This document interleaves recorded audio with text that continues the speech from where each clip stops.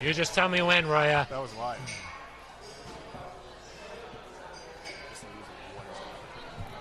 Hello, and thank you for joining us here on the Neutral Zone. I am Phil Milani, joined as always by my trusty sidekick, my partner in crime. Really, the best way to describe this person is my everything. It's at Eric Bilala. Phil, nice to be with you this fine evening here. It's a nice Monday night here at Breckenridge Brewery's farmhouse in Littleton, right off of Santa Fe.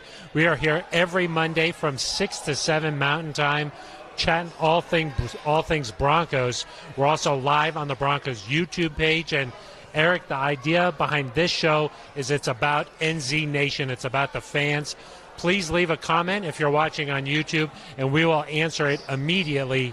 And Eric, you are a Broncos expert. I sort of know some things about the Broncos, and together we can answer questions. We'll do our best at the very least.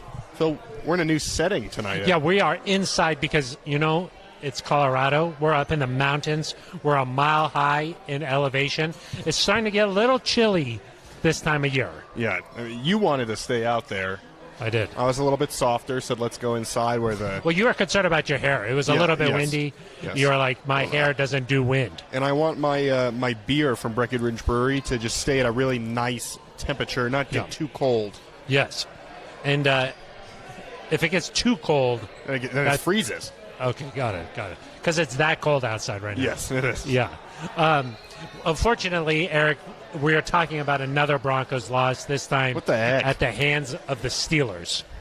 Disappointing, really, for a couple of reasons, Phil. One, Tell me. Just the first three quarters of the game were not good enough at all, and so you felt like, what is this? What is this team? What do they do well? What's happening? And then it was disappointing in another way because they came all the way back. They had two chances there at the end to punch it in the end zone. Can't get it done. So then it becomes, well, this is just really disappointing.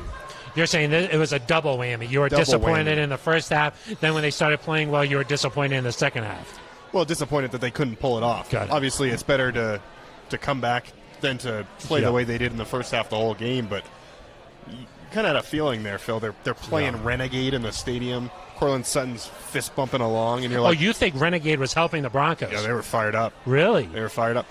They played Renegade, and then they got down inside the 10-yard line right away. Got it. Yeah, that was nice. I think that couldn't quite get it done. It stung. It still stings. We watched that fourth down play probably 27 times today. We watched it a lot. We looked at it a lot. There were maybe some other options instead of trying to just go at Cortland Sutton there. Our question was, why not do the touchdown play?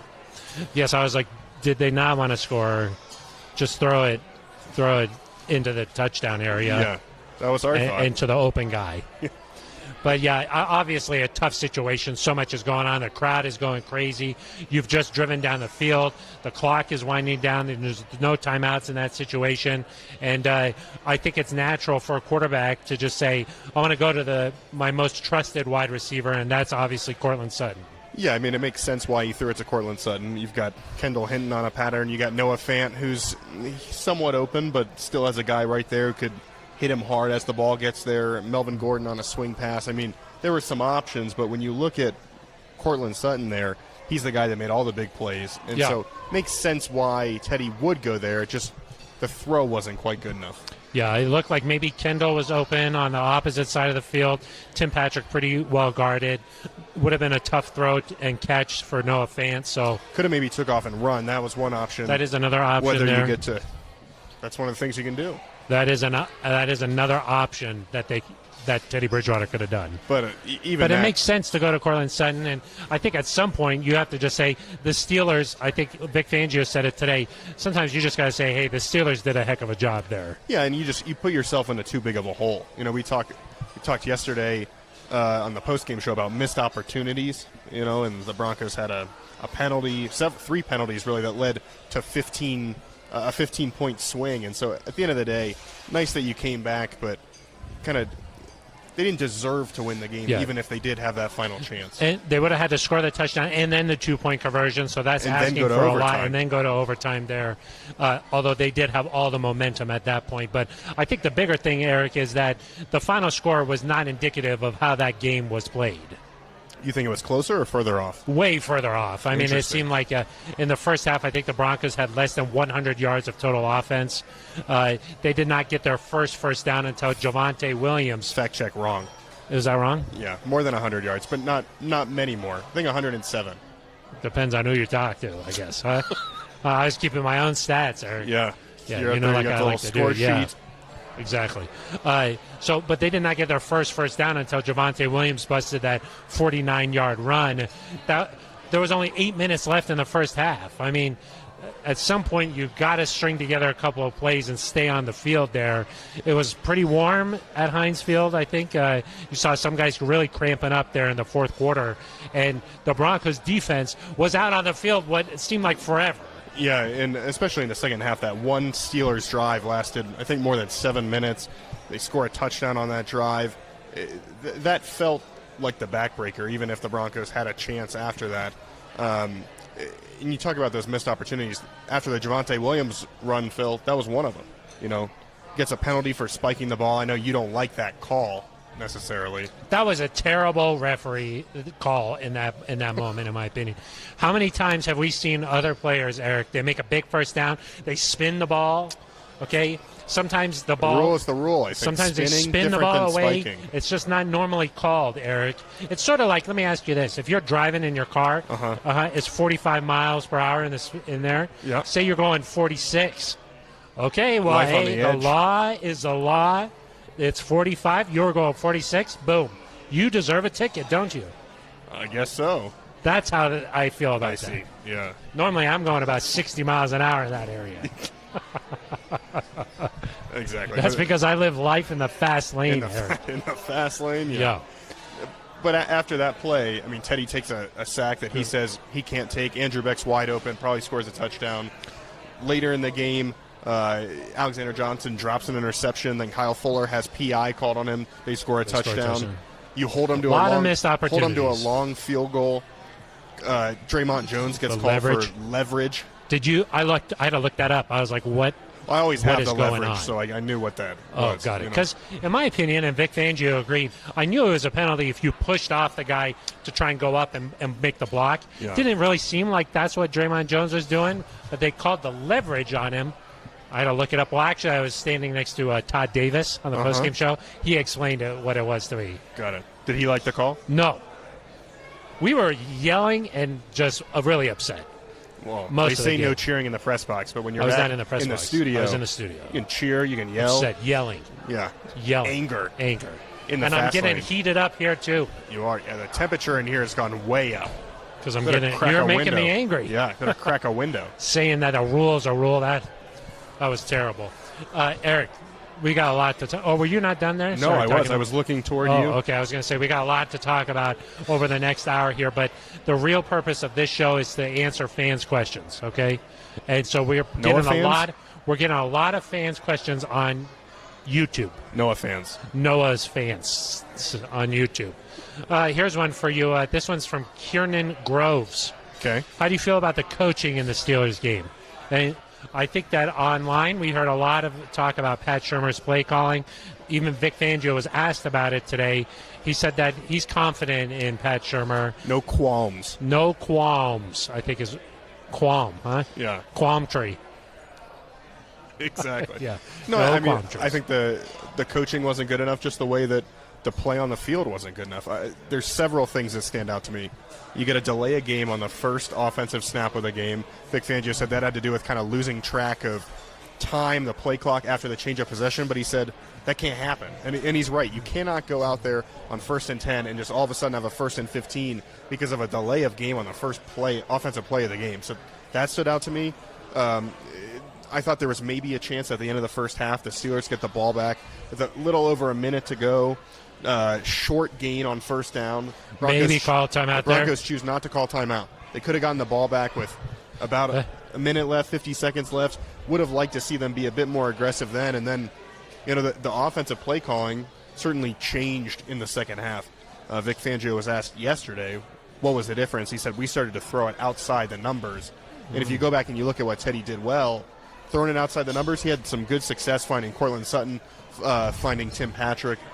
But what they were doing early was not necessarily working in terms of connecting with those guys. And so did the coaching improve throughout the game?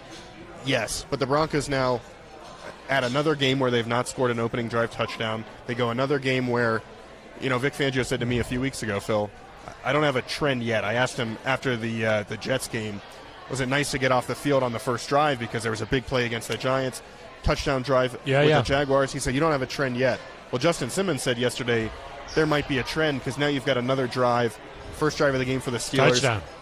They Big go past Kyle touchdown. Fuller. Yep. Kyle Fuller's given up some big plays. Vic Fangio said he hasn't been good enough. But, yeah, the coaching, I think, definitely needs to improve. But so does everything. The execution, there were missed blocks, missed tackles, missed assignments in the secondary. Everybody has to be better than they were yesterday. Yeah, I mean, I agree. And looking back on the second half there in particular, they were moving the ball. Guys were getting open. And, I think it's a mix. Like you said, there were some great play calls. I mean, the Javonte Williams pitch out that went for 49 yards, got the ball outside a little bit, and that was a play call. I mean, sometimes I feel like when things are negative, it's immediately the play calling. When things are good, it's the players. And sometimes you have to give credit where credit's due. I mean, some of those big fourth down plays that the Broncos converted on the touchdown to Kendall Hinton, they converted 3 fourth downs on that drive. Fact check? Correct. Correct. But I think some of the play calls in that drive were really good. I mean, the Cortland Sutton first down, Mark Schler said on the broadcast there was 2 routes ran the same way. One was deeper. They thought they were going to go to the short one just to get the first down. Bridgewater goes over the top and goes to Sutton. So some of these designs were working there, just a little too late. Too little, too late. That was the headline of a lot of stories this morning. It was. Did you think? I mean, it came to my mind. Ooh. If it came to my mind, I know it came to your mind because we're just kind of synced up. Yeah, the same hair product. It just same barbershop. Because they got things going in the second half. To me, I'm like, did getting to Pittsburgh late in the day? They showed up at like because of the weddings. Did the weddings in the Pittsburgh? Nuptials. Did that have an impact? I don't think so, Eric. I mean, in my mind, they just started slow, and I don't think that they looked sleepy. I don't think they were sleepy out there. Yeah, I think that they just need to get in the game faster. I mean, I don't know what else to say. Like, for example, a lot of talk about Kyle Fuller, right?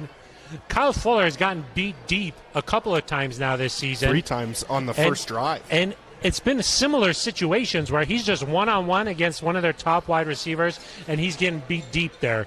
Vic Fangio says the technique needs to improve. I'm just wondering, maybe Kyle Fuller shouldn't be by himself out there anymore. Do you know what I mean? Tell me how you really feel. It's like maybe like that just shouldn't be how we're trying to go up against some of these guys, because it's happened, like you said, 3 times now. And it's hard, though, because you're like, I know what this player's capable of, so you want to put him in a situation where you're like, I can rely on you, I can depend on you. Vic Fangio was asked today, he said, is Kyle Fuller the same player that you saw in Chicago in 2018 when Kyle Fuller had the best year of his career? He just said yes. Nothing else? That's all he said. He was like, yes. But he said that technique needs to improve. And I'm just wondering, maybe he just shouldn't be put in that situation because clearly it's not working. No, and he said across the secondary that guys he thinks are relying a little bit too much on the name on the back of the jersey a little bit. Oh, yeah. It's got to stop worrying like a about, miracle situation. Hey, I'm the name on the front so of the jersey is yeah. a heck of a lot more important than the name on the back. Yes. No, the technique has to be better. I think the coaching in that area. I mean, to me, that's Vic's talking about himself. He's talking about Matt Donatel. He's talking about just Christian one person. Parker. Yes, of course. We know Kyle Fuller. Kyle Fuller has settled into these other games.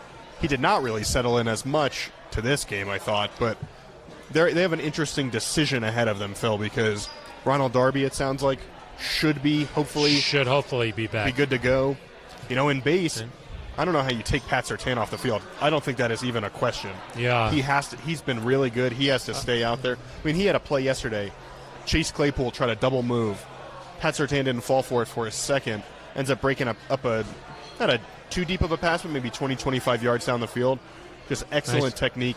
But as we mentioned it last week, Surtain's tackling, it did pop up a couple of times this last game too. Yeah, but it did with everybody. I mean, the tackling in the run game was not good enough. No, it was not good. That was the worst running offense in the entire NFL. Najee Harris, 122 yards rushing. Well, and I think the issue was that for the Broncos defense early is that they were getting 5 or 6 yards on first down. And for as bad as the Broncos offense has been on first down, the Steelers offense was really good at it. And it's hard to stop a team when you're in 3rd and 1, 3rd and 2, 3rd and 3. You don't have time for Von Miller to get to the quarterback. I mean, the defense also has to figure out the pass rush. That's another thing because Von Miller could not get there. Ben was throwing it quickly. But some of this stuff goes hand in hand. Like, Phil, if the Steelers are up by 15 points, 16 points, the Broncos defense is not going to have the chance that it needs to tee off on these quarterbacks. Von Miller was too busy guarding wide receivers. Yeah. That is tough. I mean, I know that they were in zone. Vic Fangio tried to sort of explain that maybe there was something missed there, but off the line of scrimmage, it's Chase Claypool against Von Miller. Yeah, and Big Ben is going to find that 100% of the time. Well, and so the issue is that if Vaughn is just a couple steps inside and he's playing inside leverage, then it's either not an issue for him to run that way because Vaughn can just jam him or stay with him probably. And if he goes outside, you've got other players in the zone that can pick him up. The issue became as soon as he goes across and gets away from Vaughn, now you've got Surtain who's following a different guy across the field. Has him to and drop Vaughn off. essentially run into each other. Yep. And now it's Kareem coming across the – I mean, it just – you can survive one or two of those. And I will say, to me, it's somewhat encouraging that they were still able to come back and have a chance because for everything that they did wrong, and make no mistake, Phil, they did a lot of things wrong. They did, like we said, probably didn't deserve to win that game. But despite all of that, all the mistakes, leaving those points on the field, they still had a chance there at the end. And so, to me, that shows maybe there's some hope here that you can turn things around, get back on the right track. You're not going to probably go 13-4 this year. You're probably not going to go 12-5. Well, you're thinking a whole season now. You've stopped. Well, I think that this is a team that's going to have to learn to bounce back after different losses. I mean, this is probably not their last loss. They're going to be fighting tooth and nail for that wild card spot, I think. It's not out of the question, but they have to win this week, I think. Yeah. I mean, the good news is they're still 3-2. Yeah. The Chiefs have gotten off to a tough start. The Raiders are in the same exact situation as the Broncos, starting 3-2 or 3-0 and then losing the next 2 games. So you're still right in the thick of this thing. It's just that right now, like the title of this video, if you're watching on YouTube right now, we're at a crossroads. Yeah. Well, we are at Breckenridge Brewery's farmhouse in Littleton, but trying to make it a farm home. The team is at a crossroads. Let's get to some questions here. We should mention Cesar. We should mention podcast supervisor Ben Swanson and assistant podcast supervisor Roya Burton. Assistant to the. Oh no, just assistant. Assistant. Yeah. They're both sending in some questions from YouTube. They're doing a That's great why job. you're looking at your phone so much. Yes, I'm paying attention to you, Eric. Cesar of 300 says, "What kind of beer are you drinking?" I believe this is called a Juicy IPA here at Breckenridge Brewery. Very delicious. Juicy. It is juicy because I'm a little bit juiced up tonight. Yeah. That leads to the next one. It's Crate Voodoo says, Phil's a bit heated tonight. Love it. Stay spicy. It's a good look. Thank you very much. Thank you. I do say spicy. If you think I'm heated now, you should have seen me in the office this morning, Eric. Yeah. You said this morning in the office, if you ask me, you said it about 5 or 6 times. And I thought to myself, I didn't ask you. You just walked over here and started talking. Yelling. I wasn't even talking. I didn't ask you at all. Yeah, I was yelling. Okay, so we talked. Blair, our friend Blair Geralds, is watching. Shout out to Blair. Yeah. You may recognize the last name there, Geralds. Relation to Liz Manis-Geralds? Liz Manis-Geralds, yeah. Of course, who we shout out every single show. Blair. Newlyweds. Not in Pittsburgh, though. No. They would never. No, they wouldn't have done that. No, but newlyweds, congratulations to Blair and Liz. Blair, thank you very much for watching. Cheers. Yeah, do you want to cheers to that? Cheers to them. Blair, thank you for the comments. What did he say? You didn't read the comments. Well, we already kind of talked about it. Why was Vaughn covering tight ends in coverage? Blair's spicy, too. Yeah, Blair is getting spicy, too. I love it. Well, I will say that coverage, you've got zone on one side, man on the other. You're probably trying to fool either you're trying to fool the offense or you're trying to put yourself in a situation like with different matchups depending on who's on that side of the field? Eric, sometimes I got a simple mind. Do you know what I mean? Yeah, I just sort of I do know it. I just can't get into the weeds too much. You know what I mean? Sorry, we'll But move on. When I think about Vaughn, I'm like, Vaughn is really good at stopping the run. Vaughn is really good at sacking the quarterback. Vaughn has a couple of interceptions in his career, but he's got a lot more sacks. One of Vaughn's best plays in his career is dropping back to pick off Tom Brady in the AFC Championship. That is true. That's true. I thought he was going to score on that I think play, in but the he Super didn't. Bowl, didn't he have he He had in a pass coverage breakup, yeah. way down the field. Way down the field. He Way down the field. He actually was celebrating on that play. Hurt himself. Yeah. Which he later revealed to me, personally, Eric. Perfect. 1 year later, when we were back in San Francisco, we walked those same special grounds there at Levi Stadium. Yeah. And he revealed to me that he got hurt on that play. That must have been really special for you. We had a moment. Yeah. Yeah, we had a moment. I want to get to Christopher Lovejoy here. He says, love the show. He's at the farmhouse right now. No. He's inside the farmhouse. He's got to come Where's say the hello. call coming from? He says, I thought the Broncos made a few questionable plays on offense, like running on 2nd and 14. He wants to know about the play calling. 2nd and 14. Said they ran the ball on 2nd and 14 at one point. I'll take his word for it. Fact check. Ben Swanson to hand me my game book that's in my backpack. No. No, I trust Christopher Lovejoy. No, I do too. I think that there certainly were some questionable play calls. One that I didn't like necessarily. Teddy takes the sack down by the red zone, or in the red zone, after you have 1st and goal at the 7-yard line. Yeah. And then on 3rd down, you throw a little wide receiver screen to Javonte Williams. Yeah. Or I guess a running back screen, but it's kind of like a little tunnel screen. You didn't like that? Well, Vic Fangio said it today. He said, you've got to be better on 1st and 2nd down to stay out of 3rd and longs, but you also have to be able to convert some 3rd and longs. And that's been the bigger issue is the last 2 weeks, really 3 weeks, that when you get in the 3rd and longs, it's just kind of been a death sentence. You haven't been able to do that. So I would like them to take a few more shots on 3rd and long. 3rd and long in the red zone is really difficult. That's a hard play to execute, but maybe you get a penalty. Maybe you get something, you know. Here's something I've noticed. This is a little bit of a tangent in terms of, I don't know if this is play calling. I don't know if this is Teddy or what it is. Teddy's thrown 7 touchdown passes this year. You following? 7, yep. 6 of those touchdown passes have been in the red zone. Ooh. 5 of those touchdown passes. You're just drilling down. 5 of those Keep going. 5 of those 6 have been passes that are short of the end zone. Oh, and they run it in. And then they run it in. The only you pass, don't like that. It's not that I don't like it. The only pass into the end zone was to Noah Fant last week in Baltimore, where and it was like kind of an out route right at the goal line, wide open.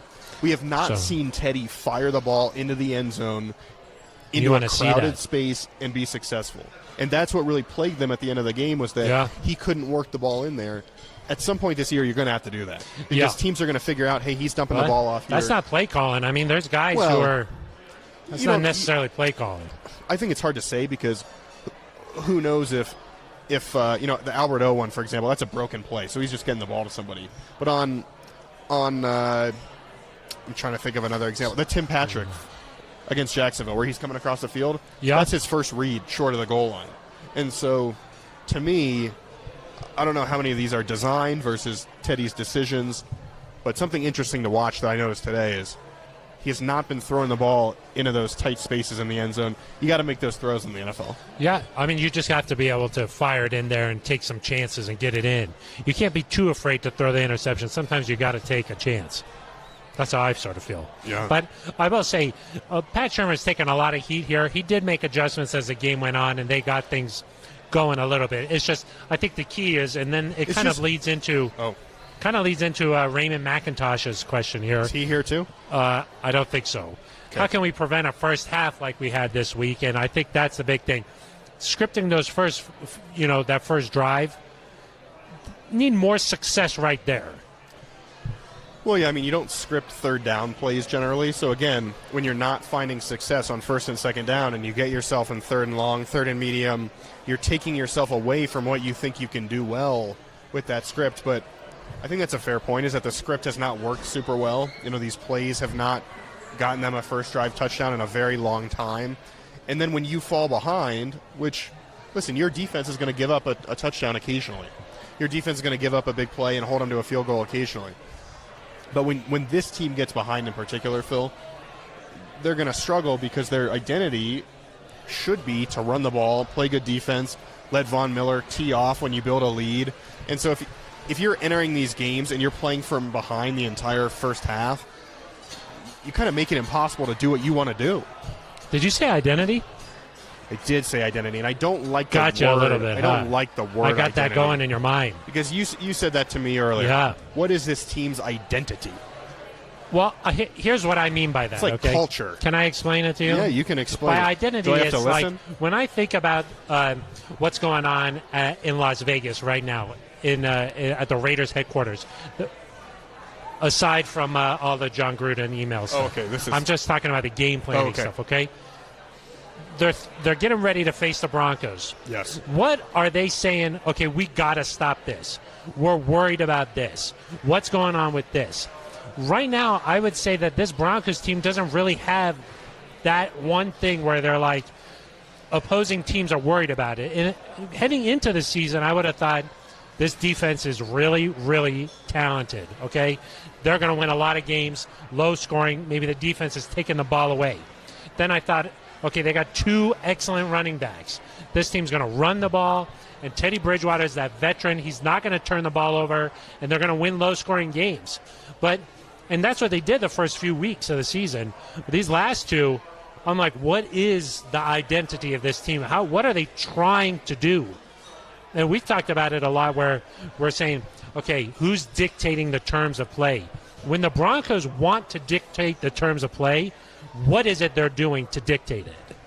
Yeah, I mean, I think you saw a little bit of what they want that to be in the second half is you're going to run the ball at times. You're going to pound it ahead with Javonte Williams and Melvin Gordon because I thought Pat Shurmur did do a better job of sticking with the run this week. That helped him out. It was only 11 points, I think, for most of the when the Broncos first went out there for the third quarter. So they didn't panic. They got 3 first downs, but I think it's run the ball. I think it's make well-timed throws to Courtland Sutton and Tim Patrick right now.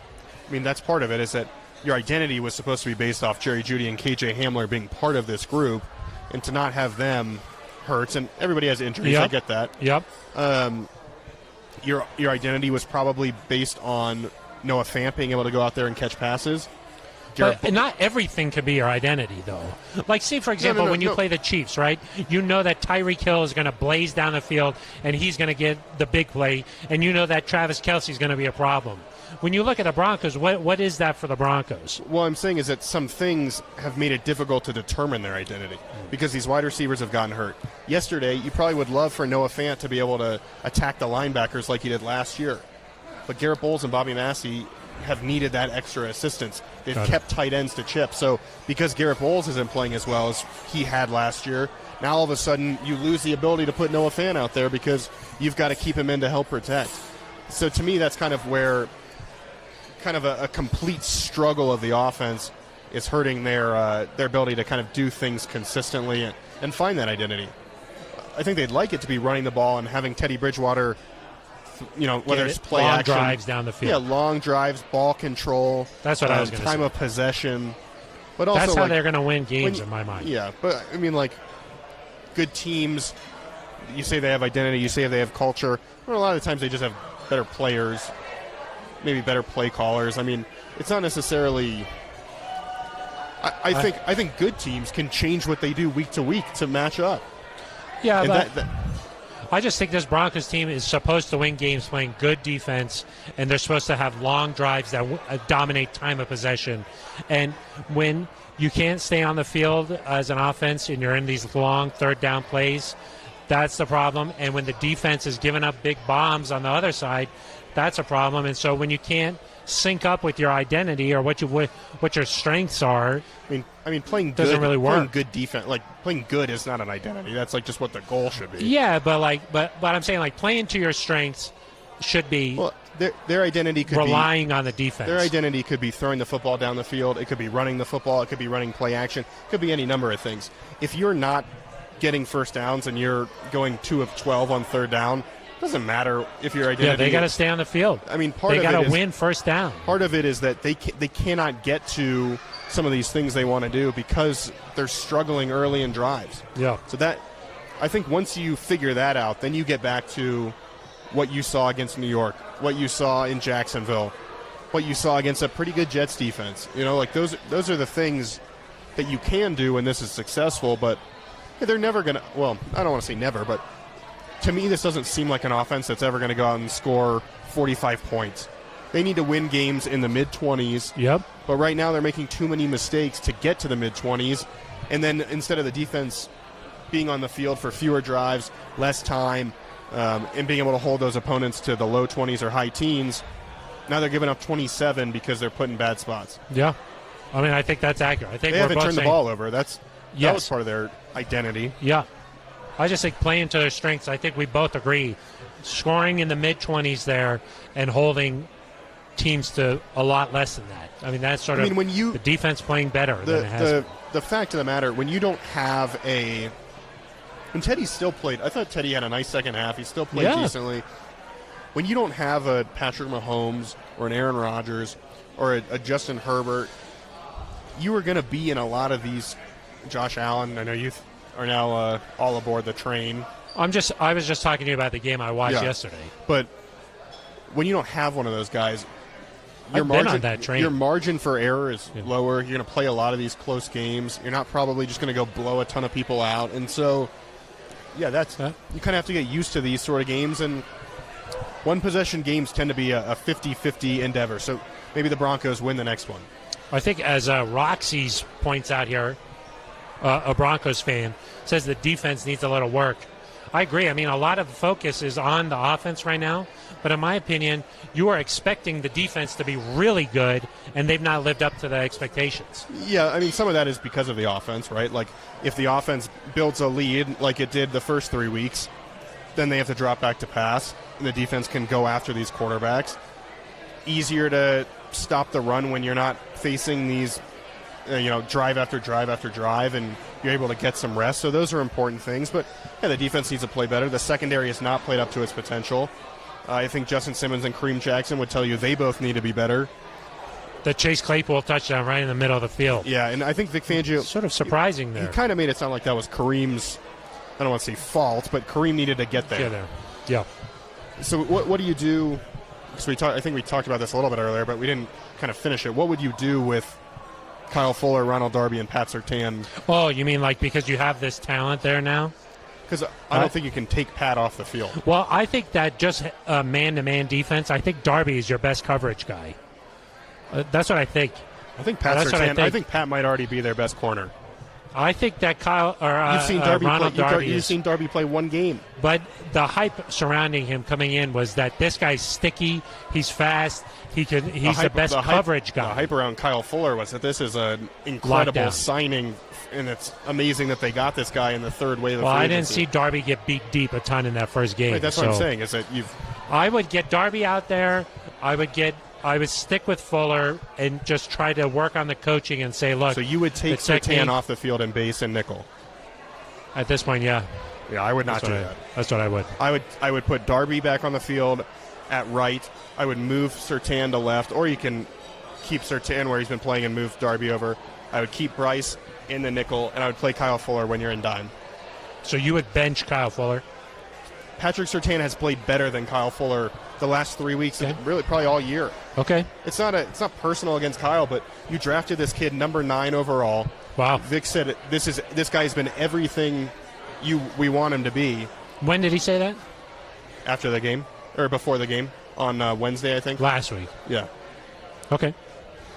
You think after this game he's higher on Kyle Fuller than Pat Surtain? No, not head to head. I'm just saying. Ben Swanson, ask the comment section on YouTube what they think should do. Should it be Darby and Fuller or Darby and Surtain? It's an interesting question. I think it's pretty clear cut. It's a hard decision. I would stick with Fuller one more. But I would try to put him in better situations. You don't have to actually comment that, Ben. Okay. Brandon Walker says, good vibes only tonight, okay? Yeah. Then he says, this is Brandon from Iowa. Yes, our good I know. friend. Yeah, I know. Brandon from Iowa, thank you for watching. He says here, are the Raiders as big a threat as they were in previous years? Then Laszlo commented and said the Raiders are a better team than us because of better coaching. A lot of people down on the coaching this week. So I don't know if the coaching what do you think? is... Are they as big a threat as maybe we thought that they were? I think they just have an oh-no player. I'll call him that. That's kind of the PG version, an oh-no player.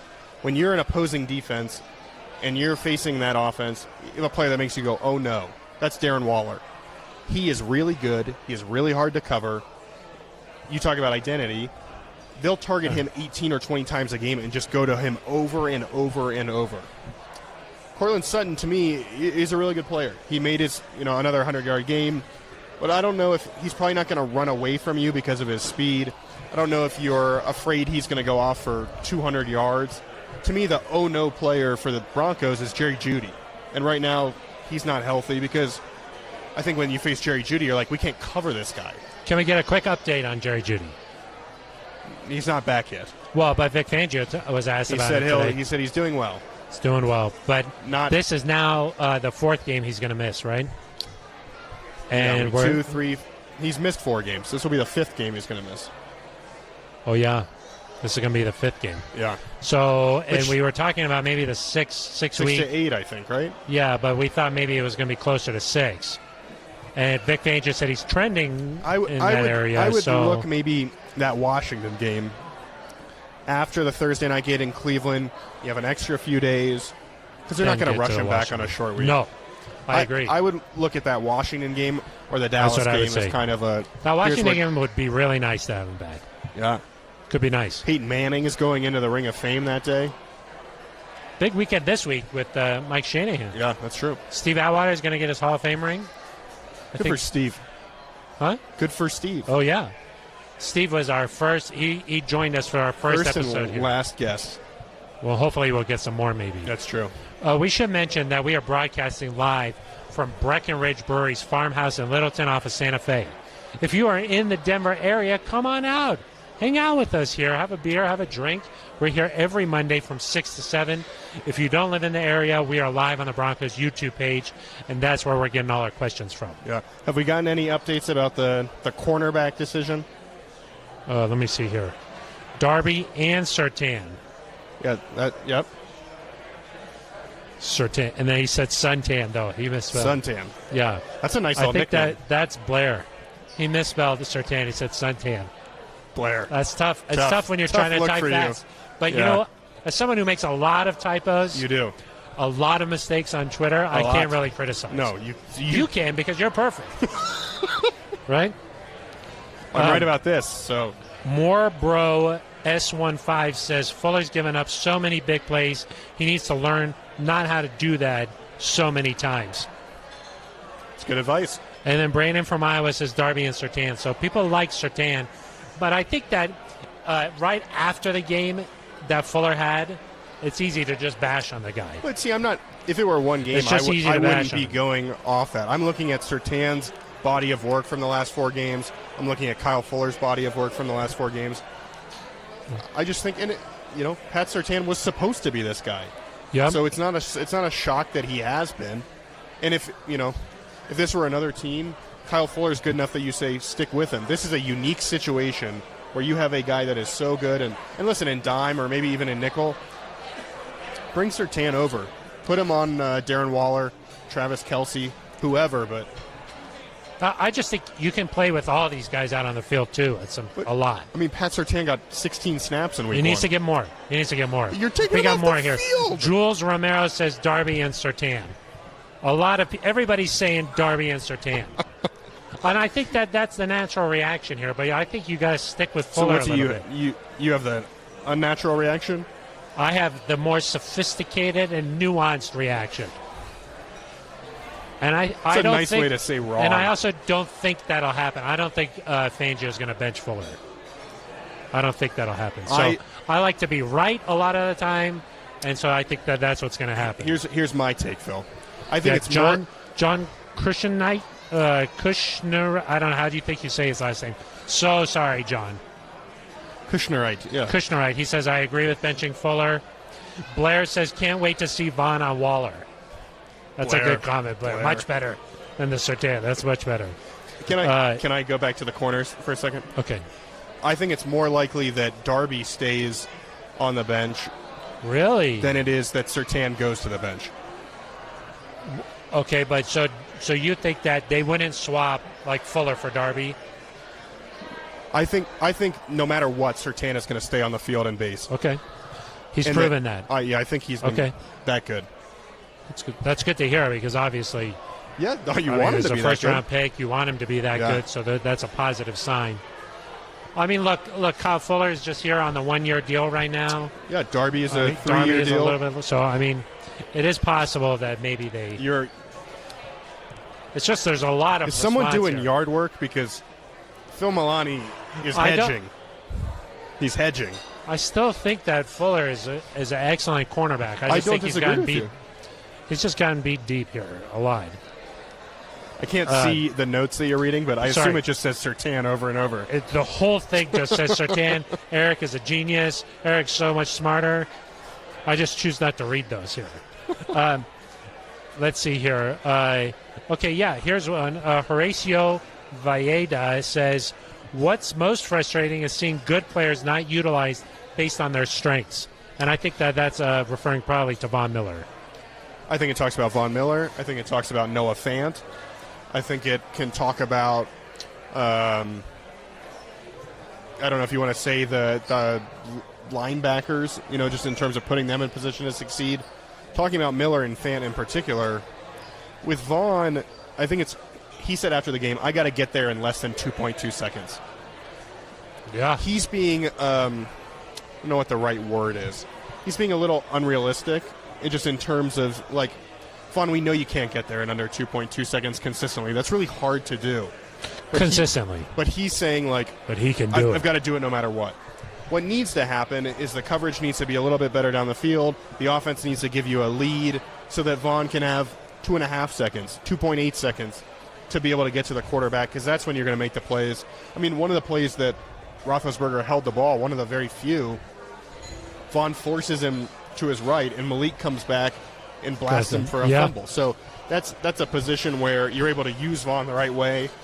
When you can just take one step and throw a slant immediately, he's not going to get there. No. Yeah. And then Noah Fant, again, if the offensive line can play better, you don't have to keep Noah Fant in. You can send him out. And that's a unique situation. Their rushers are so good. Yes. I mean, they needed to chip a lot more. Vic Fangio said but that. Cleveland might be the same thing. I mean, there's good pass rushers every single week. Yeah, it's just hard when they have two of them. Here's a good one. Chaz Bragg says, line up Fant at wide receiver. Put Eric Saubert in for blocking. Stop asking Sutton to make sharp cuts. Let him just go deep. And feature Tim Patrick a little more already. Yeah, I mean, Tim Patrick had 7 targets yesterday.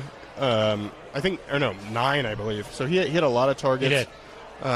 Vic and that was a tremendous play on the reaching it out for fourth. Tim Patrick is a heck of a football player, and I hope they can find a way next year to keep Cortland Sutton and Tim Patrick. Yep. I don't know if it's going to be possible, but I really hope they can do it because Tim is a heck of a player. Great interview, Phil. He gets up on the podium.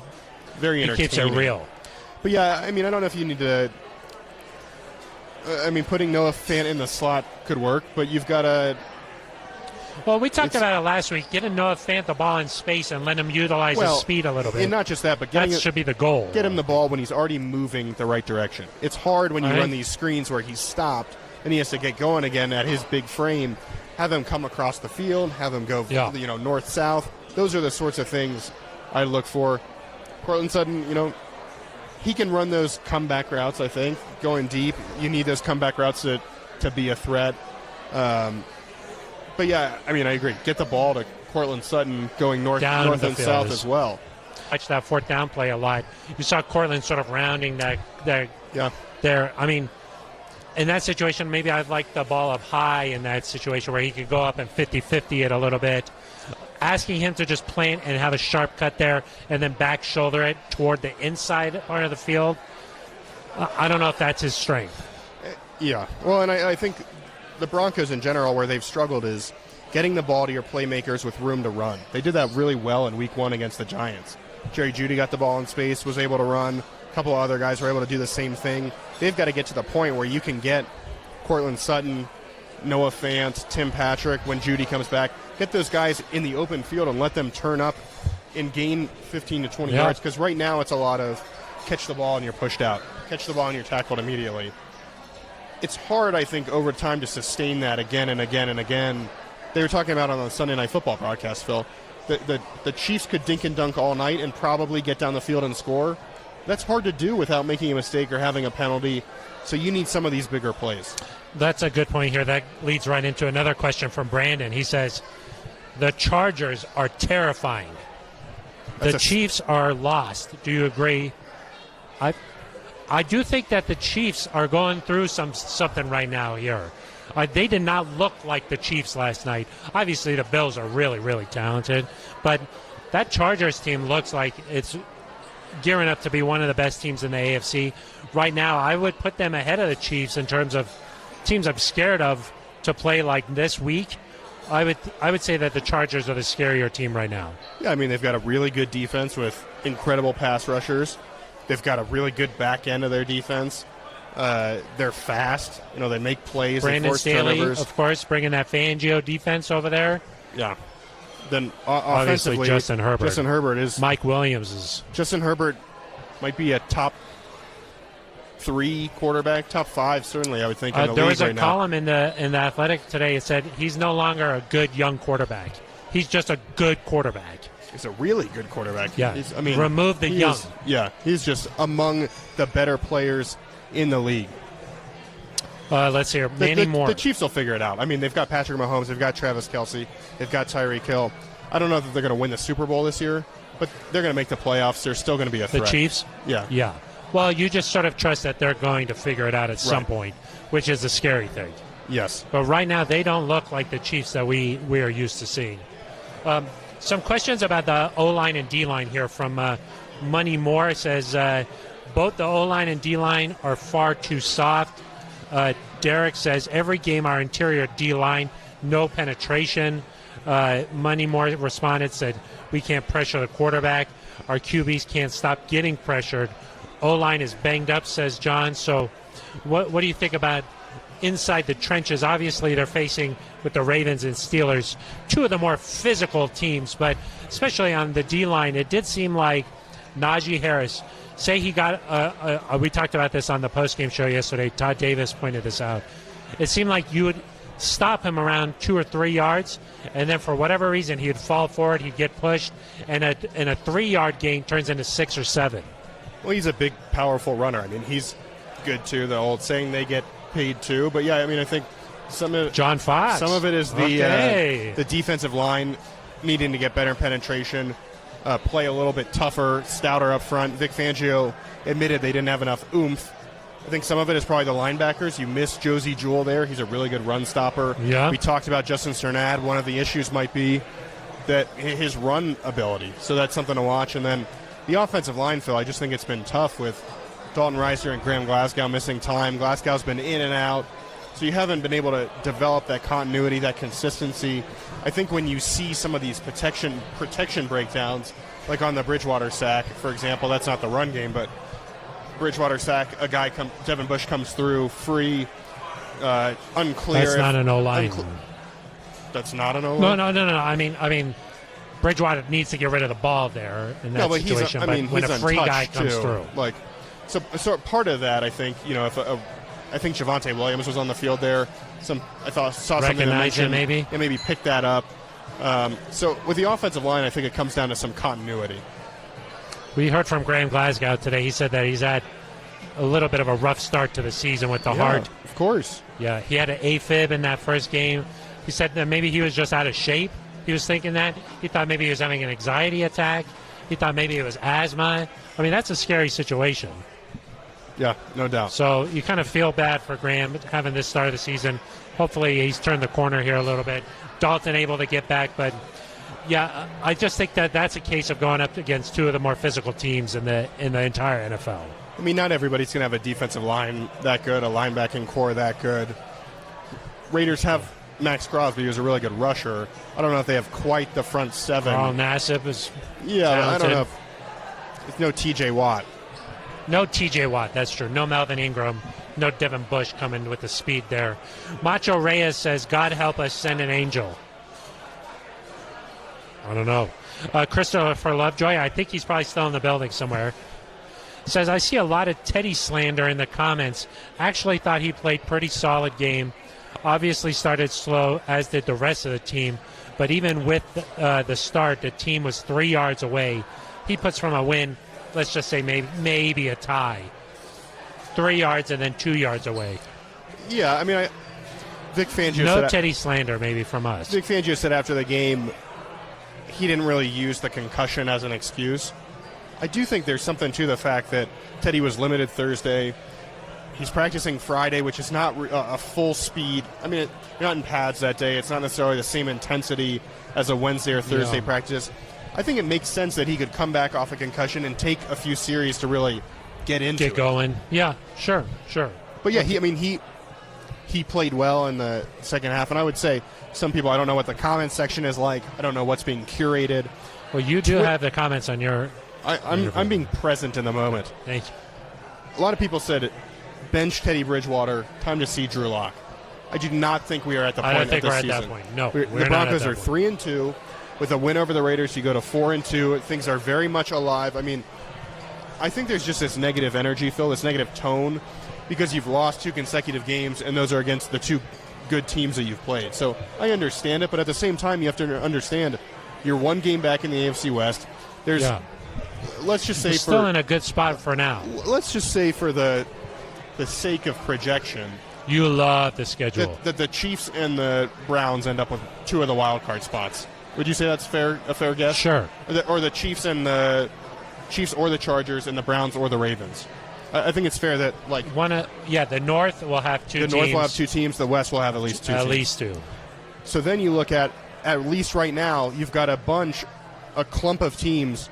The Broncos, the Raiders, the Bengals. Yeah. The Steelers still have a losing record.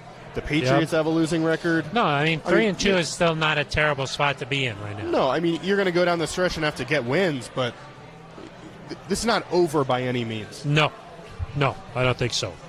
We only have about 10 minutes left in this show, so we're going by pretty fast. Yeah. We love all the comments coming in here. Let's get to some here. Israel Espuro says Denver Broncos 27, Raiders 17. That's the final for Sunday. I can start writing now. We don't have to go. We'll have our predictions coming up on our Thursday show. I can't give mine away yet. No. I haven't turned the page yet, Phil. Can you see the Broncos are scoring 27 points? Because Derek cannot. Derek cannot see that. Yeah, I mean, I'd have to look at what the Raiders have done the last few weeks. I don't think it's out of the question. But I think getting back to in the 20s would be a nice start after the last few weeks. Yep. A lot of questions still about the D-line here. Rick B says we're 5 games in. The O-line is still missing obvious assignments. Football games are won and lost on the line. Yeah, and again, let's give him some time here. That's the first full game that Graham Glasgow has played. You know, you haven't. We saw Garrett Bowles have another holding penalty. Yeah, I'm a little worried about Garrett just because you would like to think that he's going to take that step forward. You hope he hasn't relaxed at all from the mentality that he had last season to come out and attack things. He's going to have to, we've talked about, he's had to be good against some of these rushers the last 2 weeks. He's got to play better the next 2 weeks against whether it's Max Crosby or whoever else in Las Vegas. When Myles Garrett and him match up, I mean, that is a tough ask for anybody. Myles Garrett is insane. He's good. He's insane. He wore short sleeves for a game, I think, 2 weeks ago, and then got steroid tested the next day because he's so jacked. Not Photoshop. No. That happens to you occasionally. Sometimes you walk to the company gym and I tried to get on the charter one time, and they just said, we can't let you on. Yeah. Too lethal. Yeah. I was like, what? Let me on the plane here. Mike Moore says, can't wait 3 quarters before you decide to play football. I think everybody's in agreement with that. That's fair. Okay, Blair says, love the ambiance tonight, much better than outside in the dark. Thank you, Blair. Appreciate that. We got any questions? Or we just... Eric stopped by makeup on the way in. Yeah. So a lot of people are commenting the same sort of thing here. Sertan and Darby? Horatio Vaida says, thanks, Eric and Phil. Everyone in the comments, let's be good fans. Let's root for whoever is playing any given position. Let's hope our coaches can turn the ship around. Okay. Derek says, is Teddy too safe with the ball? The past 2 games, I see him wanting to throw deep, but ends up checking down for short yardage. That leads to a 3-and-out. Is he too safe with the ball? Well, I think 2 different games, 2 different stories. Against the Ravens, I think he actually did take those shots. He was just off target. It was not his finest game, I don't think, in the first half. And then when you go from 1st and 10 to 2nd and 10, all of a sudden a little bit of a tough scenario there for the Broncos. This past week, you're right, he didn't throw the ball deep very much. I think that pass to Cortland Sutton on the touchdown was the only attempt of longer than like 25 yards. There were a few kind of in the 10 to 20 range, but for the most part, things were kind of within the 5 to 20 range of the line of scrimmage. And I do think you need to take more shots, but some of that is just, Cortland was playing on a hobbled ankle. I wonder if that limited them. You didn't have a lot of, you're going up against a good pass rush. Do you try to get the ball out quicker? You don't have KJ Hamler anymore. You don't have Jerry Jeudy right now. I mean, those things to me are all factors. And I also think that when you fall behind, the opposing defense is taking away the deep. They don't want to get beat deep, so at some point it's really not an option. You got to be in the game right off the bat. You got to be maybe looking to go deep, but also at the same time, if you want third and more manageable, the dink and dunk is not a terrible play there, and maybe that will open up things later on deep. So I think it's about finding a balance there, just where you're running the ball, you're getting yards you're getting positive plays where you're not in 3rd and long, and then maybe if they move up to take that away, then you can hit something deep. I mean, that's the big thing, is that the Broncos right now just need positive gains on some of these plays, because you can't go broke making a profit. That's true. You just can't. Well, what if you're spending? What if you're spending more? Don't want to. Well, then you wouldn't be making a profit. What if you're making a profit at your job, but then you're heading to Breckenridge Brewery's farmhouse in Littleton, getting a nice meal? That's a good way. That's a good way to live, if you ask me, Eric. I don't know. And with prices around here, you really can't go broke. That's true. Okay, we got a lot of things that just popped up here. Mike Moore says Teddy is doing fine. Got to protect him better. Brandon Walker says, do you think we'll see Drew? I think we talked about that. No. Rick B says Bridgewater's competent, solid quarterback, but he can't carry the whole offense. I agree there. Let's pause there for 1 second as you keep looking through. I think that's true. And I don't think they expected, rather, Teddy to come in and be this guy that's going to carry the whole thing. Nope. He's a really good complementary football player that when people, he can kind of guide you to these wins, but he's not going to go out there and throw 400 yards, 5 touchdowns by himself. He's not the Aaron Rodgers type guy, which is okay. You can win that way. You just have to be better than you have been. 2 bricks shy of a load says, can someone confirm that Fant played? Confirm. Can confirm. 3 catches, 20 yards. Not his lowest output of the season. Got the Itch says, are you guys using candles as your lighting? That is all that Ben Swanson can afford. So he said it kind of set the mood. I don't know. I don't know. And it's sort of a somber mindset here today. So, yes, candles. Do you like it? Got the Itch. Do you like the setting, or do you want some more direct light? Maybe, I don't know. Roger Gemmel says, was so excited and really thought we were going to be elite. Just another victim of early season hype. Not losing hope yet, though. Just a really suspect after the last 2 games. I do think that this team is at a bit of a crossroads here. You're facing your first AFC West opponent with the Raiders coming in. Somebody says that those games count twice. I mean, it can count once. They just need to win it.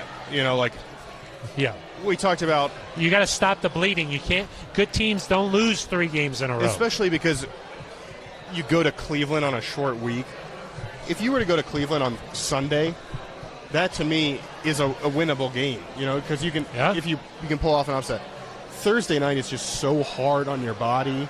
I just worry that that's going to be a tough one to win. So you've really got to win this week to keep yourself above 500. Yeah, because exactly. I feel like before those Thursday night games, the road team just had no chance.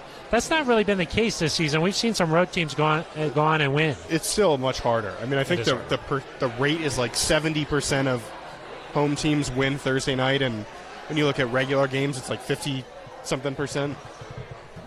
Something like that. Derek says, when will Judy be back? We think maybe the Washington game. We kind of talked about that. Got the Itch says, does Eric resent other Erics who spell their name, he says, the right way? Oh, wow. Swanson, can we get him out of band permanently? Is that you're saying banned permanently? That's okay. We'll see. We'll see. Okay. No.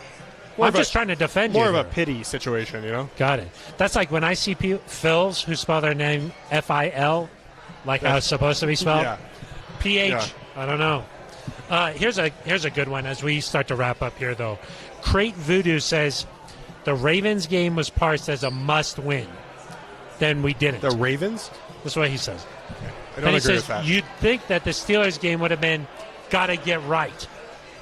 That was not. Broncos country, sour on everything, patience, 3 more weeks before panic. Wow. He is. Crate Voodoo must be a very patient person. Yeah. No, I mean, I never thought the Ravens game, and we never said the Ravens game was a must-win. We said it was a measuring stick. We said measuring stick, yeah. Just different. You were 3-0. You can afford to lose that one. And then we said before the Steelers game, we didn't even call that a must-win. We said you have to win one of the next 2. So now we're saying this Raiders game is a must-win game. If you had won yesterday, I don't think this would be a must-win. Because you lost, now you have to get this. Because I've said all along, Phil, you have to get to the bye week at 6-4. At the very least. Yeah. And you've got 2 losses, so you can afford now to lose at Cleveland, at Dallas. But you've got to Dallas looks good, I know. But you've got to take care of business at home. You've got 3 winnable home games. That's what it comes down to before the bye. 3 winnable home games against the Raiders, Washington, and the Eagles. If you win all 3 of those and you go into the bye at 6-4, it's not going to be easy to get to 10-7, but it's certainly doable after the bye. I agree. Mike Moore wants to know, is Shannon Sharp there? Yes, he is. Yeah. After we wrap up things, we have dinner with Shannon Sharp. Yeah. It's a Monday sort of you tradition. Come on down. You can. It's a Monday tradition. Blair wants to know, what is the setup there if we want to come see the neutral zone in person? We're set up. There's kind of a crowd assembled right now. Yeah. If you can get a ticket to get in, no. Yeah. If you come down, you can have some dinner here, have a couple of beers, hang out, come up, say hello. If you want to ask a question in person, we have our supervisors with us here. And it's just a great atmosphere. So, Blair, please come on down. We would love to have you. I love this atmosphere. Yes. Blair and Liz, come down, hang out, have a couple of beers. It's great. And plus, we're inside now, so it's a little bit more. We got the candles going here. The vibe is nice. Brandon says, Eric, great questions during press today. Wow. Brandon doesn't miss a press conference. No, thank you, Brandon. I appreciate that. Let's see. Rick B says, you can't go broke making a profit. You should come to Vegas. We'll be there. But that's what I'm saying. You don't make profit. I'll be there on December 26th. Brandon's confident for Sunday. He thinks the Broncos can put up 30. Mike Moore says, go Broncos. Get Cortland more involved. And I think that's it. I think it's time to wrap up the show. I think so. A lot of really good questions today. This is what makes the Monday show fun, Eric. It's so lively. It's a conversation. You know, sometimes we come in and we were like, okay, we want to talk about these 4 things. We didn't even get to anything tonight. No. But we like that. That's the way it's supposed to be. We're here doing a service for the fans. That's right. That's the way I look at it. And that's what makes this Monday show fun. Come on out to Breckenridge Brewery Farmhouse. Trying to make it a farm home. We want it to be a farm home. We really That's why do. we got the candles going. Yeah. It's nice. It's in Littleton. It's right off of Santa Fe. Come out, hang out, have a beer.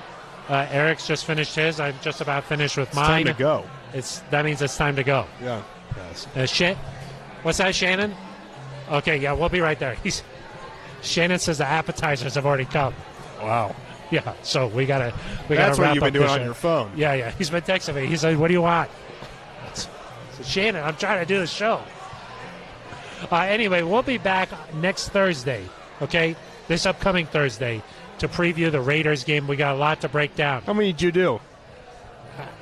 3? Oh my No, gosh. I'm just kidding. I'm going to put I'm just Phil kidding. in the I got some passenger seat secret. of my I got car. some secret ones down here. I just replaced them. Yeah, we're going to put you in my car, and I'm going to drive you home. We'll be back on Thursday to break down this Raiders matchup. A lot of Derek Carr talk, I'm sure. A lot of talk about Henry Ruggs. It would have been fun to see if Jerry Jeudy going up against Henry Ruggs, the third, I believe. Yeah, Not this would have been the third time. Henry Ruggs the third. Do you think like him and Sir Lloyd Cushenberry have a little bit of a competition Maybe we going could get on? some Ruggs, Surtain. Or no, sorry, you want Fuller out there. Yeah, do you want to win the game? Just kidding. We'll be back on Thursday. That's when we do our preview show. But it's time to wrap things up here on this Monday night. Thank you for all the questions. We'll be back later. Until then, for Eric Dalala, I'm Phil Milani. This has been The Neutral Zone.